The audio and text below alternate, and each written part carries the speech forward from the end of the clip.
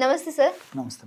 Sir, అధిక బరువుతో బాధపడే వాళ్ళకి మన వంటింట్లోటువంటి ఔషధ గుణాలతోటి కలిగిన ఏదన్నా మంచి హోమ్ రెమెడీ ఉందంటారా? చాలా చాలా ఉన్నాయమ్మా. హ్మ్.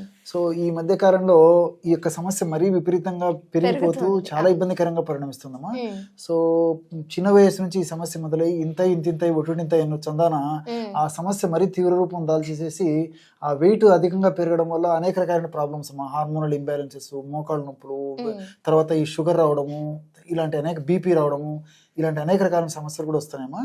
సో మంచి రెమెడీ, సో చాలా అద్భుతంగా పనిచేసేటువంటి ఒక రెమెడీ మన ప్రేక్షకుల కోసం చెప్తానమ్మా. తప్పకుండా సో సార్. దానికి తయారీకి కావాల్సిన పదార్థాలు కూడా మూడు పదార్థాలమ్మా. ఓకే. సో చాలా సింపుల్ రెమెడీ. ఓపికగా, పట్టుదలగా, కృషితో, సాధించాలనే తపనతో ఈ యొక్క ఔషధాన్ని వాడుకోవడం వల్ల చాలా సమర్థవంతమైన ఫలితాలు కలుగుతాయమ్మా. ఓకే. దీనికి తోడు ఏంటంటే నేను గత కొన్ని వీడియోలో కూడా చెప్పడం జరిగిందమ్మా. ఆహార పరంగా కొన్ని జాగ్రత్తలు తీసుకోవాలి. అదేవిధంగా కాస్త ఎక్సర్సైజ్, మరీ అంత జిమ్లు పోవడము అంత కూడా లేకుండా సింపుల్ ఎక్సర్సైజ్ కూడా నేను చెప్పడం జరిగిందమ్మా. అవి ఫాలో అవుతూ ఈ యొక్క ఆహార ఔషధాన్ని వాడుకోవడం వల్ల రిజల్ట్ చాలా అద్భుతంగా ఉంటాయమ్మా. Okay sir. సో దానికి కావాల్సిన పదార్థాలు మూడమ్మా. మొట్టమొదటిది కరక్కాయ. కరెక్ట్. ఓకే. సో కరక్కాయ దేహంలో ఫ్యాట్ కణాలు ఎక్కడ ఫ్యాట్ ఉన్నప్పటికీ, కొవ్వు కణాలు ఎక్కడ కొవ్వు ఉన్నప్పటికీ కరిగించేందుకు చాలా అద్భుతంగా పనిచేస్తుందమ్మా. వావ్. కరక్కాయలు అంత అద్భుతమైన శక్తి ఉందన్నమాట. సో ఈ కరక్కాయ యొక్క పెచ్చుల చూర్ణము మనకు అవసరం అవుతుంది అనమాట. కరక్కాయ పెచ్చులు మనకు మార్కెట్లో దొరుకుతాయి, కరక్కాయలు మనకు మార్కెట్లో దొరుకుతాయి. ఆ చూర్ణం కూడా మనం విచారించి ప్రయత్నిస్తే కరక్కాయ పెచ్చుల యొక్క చూర్ణం కూడా మనకు మార్కెట్లో దొరుకుతుందమ్మా. లేకపోతే మనమే స్వయంగా తయారు చేసుకోవాలమ్మా. కరక్కాయలు దంచేసేసి విత్తనాలు తీసేసి పైన పెచ్చులను 2 రోజులు ఎండబెట్టేసేసి పొడి చేయడం వల్ల ఇలాగ తయారైపోతుంది. కరక్కాయ పెచ్చుల యొక్క చూర్ణం కావాలి. రెండవ పదార్థంగా పసుపు అమ్మా. పసుపు కొమ్మలు దంచి తయారు చేసుకున్న చూర్ణము. మూడవ పదార్థంగా మిరియాల యొక్క చూర్ణం. ఈ యొక్క 3 పదార్థాలు కలిపి ఔషధంగా తయారు చేసుకున్నట్లయితే ఈ దేహంలో నేను ఇంతకుముందే చెప్పినట్లు కొవ్వు కణాల్లో కొవ్వు ఎక్కడ ఎక్కువగా సంచితమైనప్పటికీ ఆ కొవ్వు చాలా త్వరగా సమర్థవంతంగా కలిగేందుకు అవకాశం ఏర్పడుతుందమ్మా. ఆ ఔషధాన్ని ఎలా తయారు చేసుకుని వాడుకోవాలో కూడా చూపిస్తానమ్మా. సో ఈ 3 పదార్థాలు ఎలాగా ఏ రేషియోలో కలుపుకోవాలంటే మొట్టమొదట కరక్కాయ పెచ్చుల యొక్క చూర్ణం అమ్మా. కరక్కాయ పెచ్చుల యొక్క చూర్ణాన్ని ఒక 100 గ్రాములు తీసుకోవాలమ్మా. సో ఔషధం తయారు చేసి చూపించేందుకు ఇక్కడ కొద్దిగా మాత్రమే కలపడం జరుగుతుందమ్మా.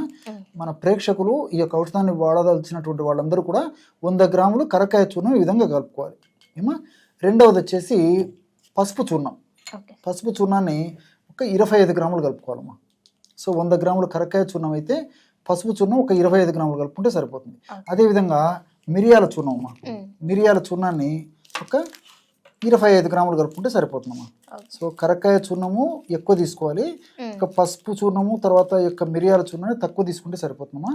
ఒక 25 గ్రాముల వరకు కూడా ఈ యొక్క మిరియాల చూర్ణం కలుపుకుంటే సరిపోతుంది. కేవలం ఈ 3 పదార్థాలే, కరక్కాయ చూర్ణం 100 గ్రాములు, పసుపు చూర్ణము ఒక 25 గ్రాములు, ఈ రెండు కలిపి ఒక 50 గ్రామ్స్, మిరియాల చూర్ణం కూడా ఒక 25 గ్రాములు తీసుకోవాలమ్మా.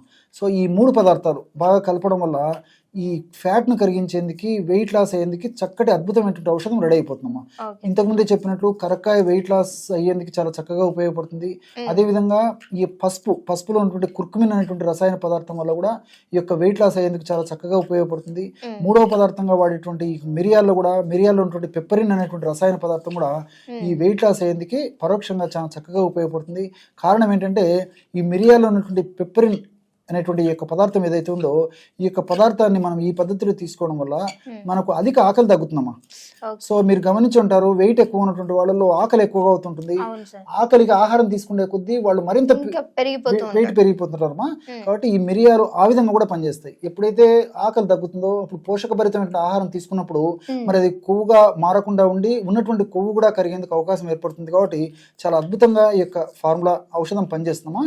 కేవలము 1 నిమిషం లోపే బ్రహ్మాండమైనటువంటి ఈ యొక్క వెయిట్ లాస్ అయ్యేందుకు మెడిసిన్ రెడీ అయిపోయిందమ్మా. Okay sir. సో దీన్ని ఏ విధంగా తీసుకోవాలి చెప్తానమ్మా. చాలా మంచి ప్రశ్న అమ్మా.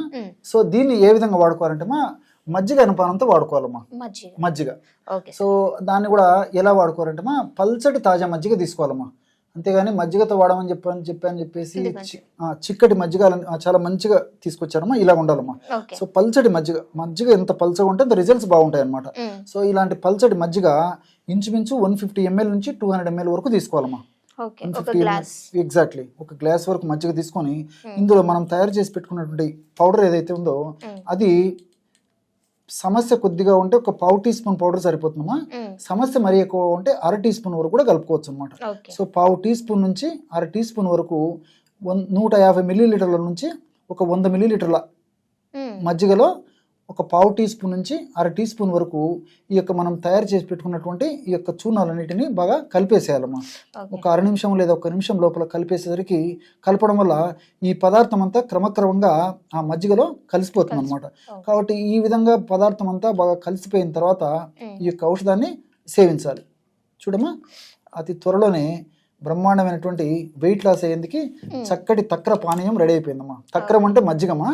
సో మజ్జిగతో తయారు చేసుకున్నటువంటి పానీయం కాబట్టి తక్ర పానీయం అని చెప్పుకోవచ్చు. సో బ్రహ్మాండమైనటువంటి ఔషధం రెడీ అయిపోయింది. సో ఈ విధంగా తయారు చేసుకున్నటువంటి మజ్జిగని ఆహారం తర్వాతమా, ఆహారానికి ముందైనా వాడుకోవచ్చు, ఆహారం తర్వాత అయినా వాడుకోవచ్చు. ఆహారానికి ముందైతే ఒక 15 నిమిషాల ముందు, ఆహారం తర్వాత అయితే ఒక 15 నిమిషాల తర్వాత ఈ పద్ధతిలో మజ్జిగ సేవించాలమ్మా. సో రోజు 2 సార్లు ఈ యొక్క పద్ధతిలో ఔషధాన్ని సేవిస్తూ, మరి ఔషధం మనం తయారు చేసి పెట్టుకున్న చూర్ణం అయిపోయిన తర్వాత మళ్ళీ ఫ్రెష్గా తయారు చేసుకుని వాడుకుంటే సరిపోతుందమ్మా. ఈ విధంగా క్రమం తప్పకుండా వాడుకోవడం వల్ల చాలా సమర్థవంతమైన ఫలితాలు త్వరగా కలిగేందుకు అవకాశం ఏర్పడుతుందమ్మా. Thank you so much sir. చూసారు కదా, మీరు కూడా అధిక బరువుతో బాధపడే వాళ్ళు, సో మనం మజ్జిగలో ఒక చిన్న 3 ఇంగ్రీడియంట్స్ మన ఇంట్లో దొరికేటువంటి వాటితోటి కలుపుకొని తాగటం వల్ల బరువు అనేది తగ్గే అవకాశం చాలా మేరకు ఉంది. సో మీకు ఒకవేళ నచ్చినట్లయితే ట్రై చేయండి, ఈ వీడియోని అందరికీ షేర్ చేయండి. సో మీకు ఇంకేమైనా ప్రాబ్లమ్స్ ఉన్నట్లయితే దాని కింద కామెంట్ చేస్తే అవి కూడా చేయడానికి మేము ట్రై చేస్తాము. తప్పకుండా మీ రిజల్ట్ అనేది మాత్రం కామెంట్ చేయడం మర్చిపోకండి. So and thank you so much. And ఇంకో వీడియోతో మళ్ళీ మీ అందరి ముందుకు వస్తాం. అప్పటి వరకు చూస్తూనే ఉండండి our channel. Thank you sir.